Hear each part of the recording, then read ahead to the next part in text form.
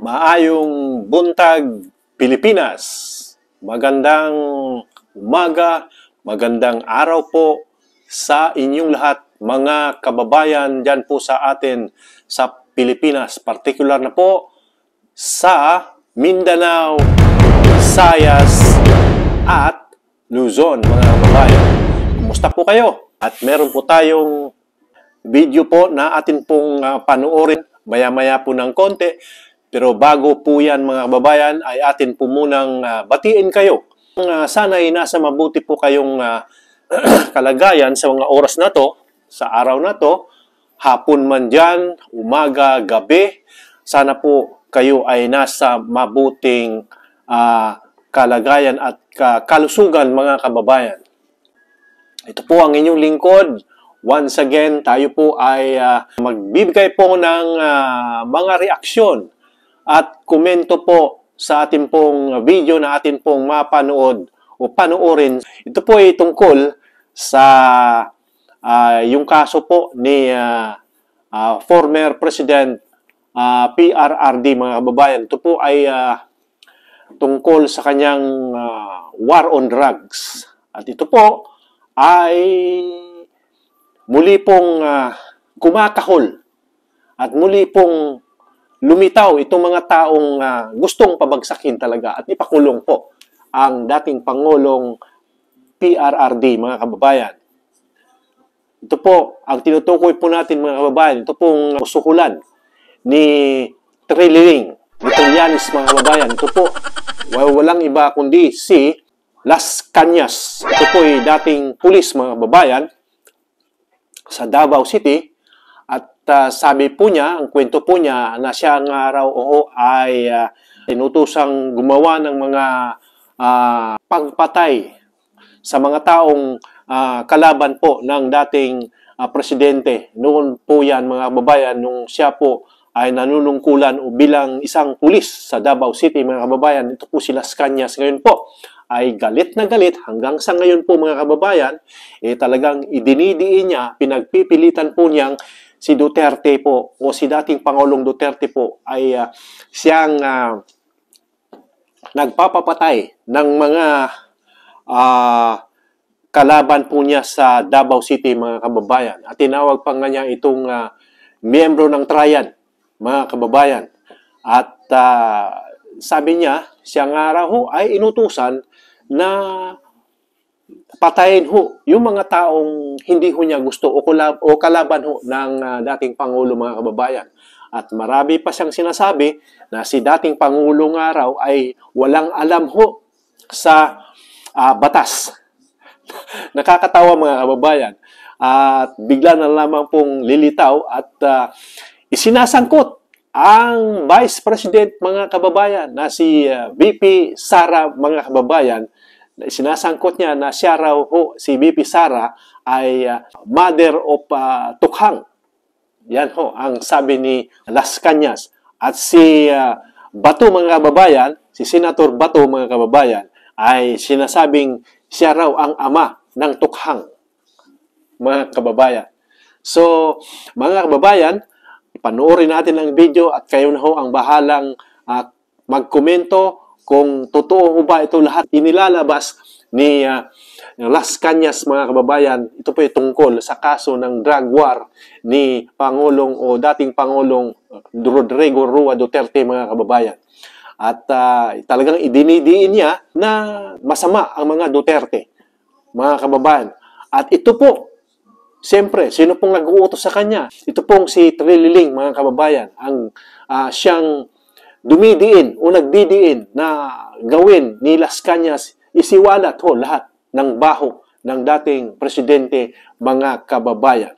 Pero bago po natin panoorin itong video mga kababayan, nakikisuyo po, nakikiusap po sa inyo na sana po pakiclick po ang subscribe button, like na rin at pakishare mga kababayan, at huwag din kalimutan pakiclick ang notification bell mga kababayan upang pag tayo po ay may bagong video ay manonotify po kayo. So mga kababayan, narito na po ang video, panoorin po natin. Yung mga sa tingin nyo dapat makasuhan sa ICC base sa mga nalalaman nyo, no? Kung kayo yung tatanong ngayon, sino sa tingin niyo mga dapat Ini-interview po siya ngayon ni litisin ng ICC Esguerra, at mga kababayan. mapanagot po? Isa-isahin po natin. Ano ba? Si Mayor Rodrigo Roa Duterte. Who else? O siya lang po ba? Siyempre, si Bato de la Rosa, ang isa sa mga ang author ng Tokhang. Ang tawag ko nga sa kanya is the father of Tokhang in Davao City. Father of Tokhang. Si Bato. Sara naman ay ang nanay ng Tokhang. O, kita nyo? Nakakaluho itong taong to. Nabanggit nyo nanay ng Tokhang. Parang wala sa sarili. Sige, pag-usapan natin. Meron pa kayo dadagdag? So, Rodrigo Duterte, Bato de la Rosa, Sara Duterte. Kung pinag-uusapan yun pong kasong i-final nyo sa ICC. Kung saan po kayo star witness. Yung tatlo po, yung tumbok dapat. Tama po ba? Yes. Silang tatlo po. Okay. Pag-usapan natin itong si Vice President Sara Duterte. Kasi nung nagsalita kayo, di ba kinausap kayo ng Vera Files ni yung journalist po, si Mr. Antonio Montalban. So, meron kayong series na ginawa sa kanila, no, conversations. And dun po sa isang conversation, idinawit niyo po si Sara Duterte. Okay? So, ang sagot dyan ni Sara Duterte, bakit daw bigla nasama yung pangalan niya? Sabi niya, bago ang script na ito, ni minsan hindi raw naugnay ang kanyang pangalan sa issue na ito. Tapos maliban sa tiyempo, malinaw na sadyang pinilit lang na maidugtong ang pangalan niya sa issue ito para maging akusado raw siya sa ICC. Ang para lumalabas, isinama niyo lang siya. Ano po ba yung sagot niyo dyan? Ang sagot ko dito, dapat malaman ni Mayor Inday Sara na February 2020, sinama ko na ang pangalan niya sa International Criminal Court sa sinabit ko supplemental communication. Sa ayos, mga kababayan. Sa katotohanan lang. Hindi pa siya vice president at that time. So, hindi lang niya alam. Ngayon, nalaman niyo na, is harapin niyo naman kung mayroon na kayong natanggap na subpoena or what. Yan mo pinagsasabi. At magharap-harap tayo. Malaman kung sino ang sabi sa atin ng katotohanan. At saka dinawit lang kita dahil politik. Hindi naman ako politiko. So, hindi to kaugnay doon sa dahil vice president na siya. So, kailangan isama nyo. Hindi po. Okay. Again, balikan ko ng konti yung binanggit ko po kanina. No? Kasi nag-iba na po yung political atmosphere. Alam niyo naman na nag-aaway na po yung mga miyembro ng unit team. Syempre, ang posisyon nila Duterte, hindi kami haharap dyan sa ICC. Kung gusto niyo kaming kasuhan dito sa Pilipinas. Hindi ba viable ngayon kasi iba na yung presidente, hindi naman nila kakampi technically na, di ba? Mukhang umasim na po yung relasyon. Baka pwede naman silang mapanagot dito sa Philippine courts kung nag-iba na naman po yung ihip ng hangin ng politika. What do you think po? Well, I hope nag-iba ang hangin ng Pilipinas, pero pagka-korte sa Pilipinas, walang mangyayari diyan.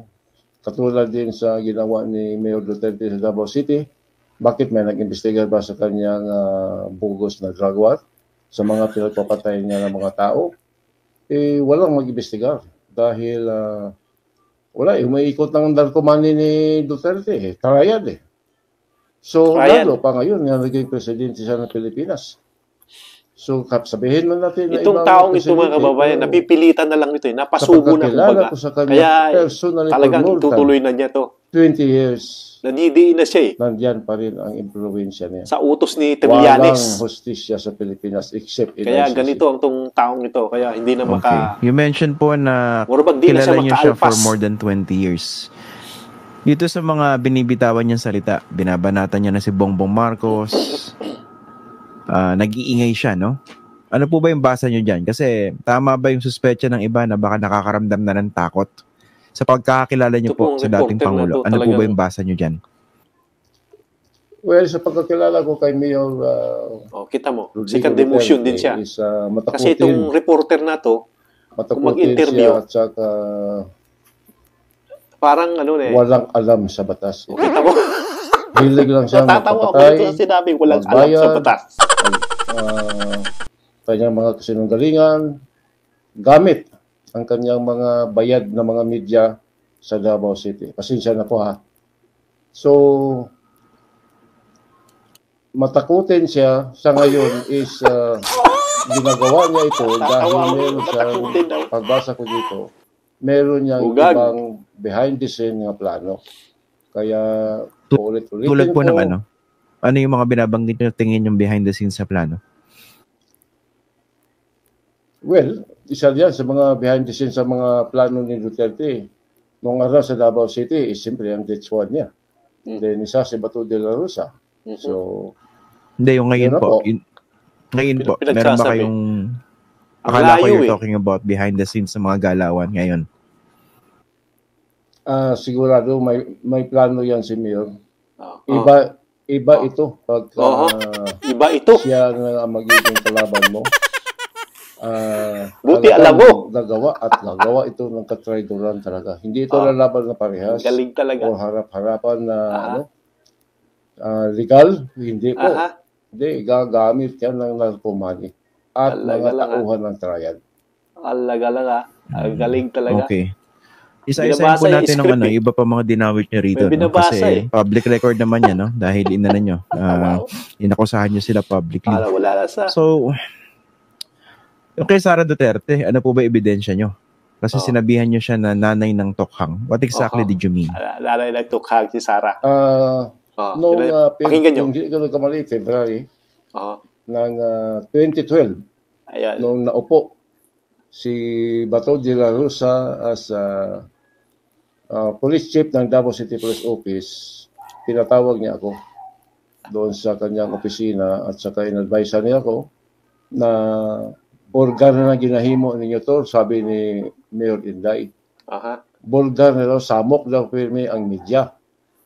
So, Samok, nakapag-isip ibig sabihin, ngayon si magulo. Sara na i-abduct na lang ang mga target personalities sa kanyang illegal drug campaign, separate sa style ng kanyang tatay na riding in tandem. Ang kang Sara, kaya na-invento ni Bato de la Rosa ang tokhang, meaning tok-tok hangyo. Alaga. Pag nadala ang target, i-abduct ito at ilibing Hanak. sa Laon Quarry. Ito po ang mga diferensya sa mag-amang ito. May So, binabasa yung tokhang... May binabasa. Ano po, sorry. Scripted Go ang ahead po. putang yan. Ang Mga ebidensya ko kababayan. po, nung nag-instruction sa Salita akin, tayo ng kasama ko si Masama. SPO4 Sunny Benaventura, kakainis Mismo. ng taong ito eh. si Mayor Sara Duterte, Oh. na ayaw na nagamitan ninyo ang POSIL nga style sa binisaya niyang instruction sa amin. I-abduct ninyo ang target o niya ilubong ninyo Aha. para missing lang ang magiging Ibig sabihin, kaso. ilibing ang At target ito daw ang uplag para tokhang ipapalabas na lang nangyari missing yung sa biktima. Davao City. Nung binigay yung alleged instructions po, sino-sino po yung present? Who can Si corroborate SPO4. your account? Yes, SPO4 Sunny Benaventura. Siya ang kasama ko. Mhm. Pero missing na si Bilaventura. Nasaan na po ba si ano ngayon? Si Sunny Buenaventura? Sa pagkakaalam Bilaventura. mo. Missing na. Labo. Wala po akong alam kung nasaan na siya. Pagkaalam ko, nagtago na eh. Oo, nagtago na. Kaya natakot na dito sa, siguro, sa ICC case. Isa yun. Talaga, O, ikaw, ipapatay siya tapang ni mo, Mayor Rodrigo Duterte.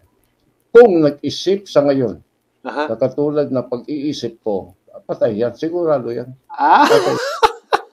Anak ng kawak. Ayan mga kabayan, narinig nyo, napanood nyo ang video kung ano-anong pinagsasabi ni Las Cañas, mga kababayan. Kayo na hong bahalang magkomento kung totoo ba lahat yung mga pinagsasabi ng taong ito, mga kababayan.